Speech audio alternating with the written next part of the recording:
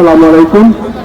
Shalna Nasiruddin Memorial উচ্চ বিদ্যালয়ের সাবেক ছাত্রদের আজকের এই চূড়ান্ত পর্বের খেলা, বিশেষ করে 98 থেকে 2003-এর মধ্যে যে গত 2 মাস যাবৎ এই খেলা আজকের এই আমাদের মাঝে উপস্থিত আছেন আমাদের এই শালনা নাসিরউদ্দিন মেমোরিয়াল উচ্চ বিদ্যালয়ের সাবেক প্রধান শিক্ষক, যিনি আজকে খেলা উদ্বোধন করেছেন M.A. কাইয়ুম মিয়া।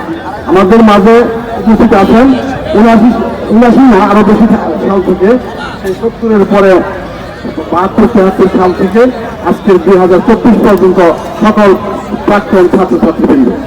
আসলে যারা এই উদ্যোগটি নিয়েছে 98-2003 তাদেরকে প্রথম ধন্যবাদ জানাই।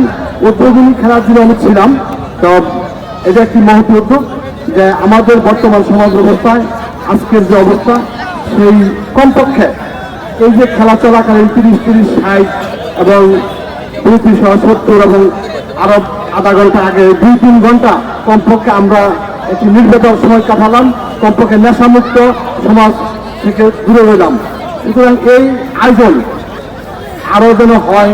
বিশেষ করে আমরা যখন হাই স্কুলে লেখাপড়া করতাম দেখেছি সবসময় খেলাধুলা হতো, কিন্তু এখন মাঠে ঘাস হয়ে যায় 1 ফুট 1.5 ফুট, খেলাধুলার কোনো খবর নেই।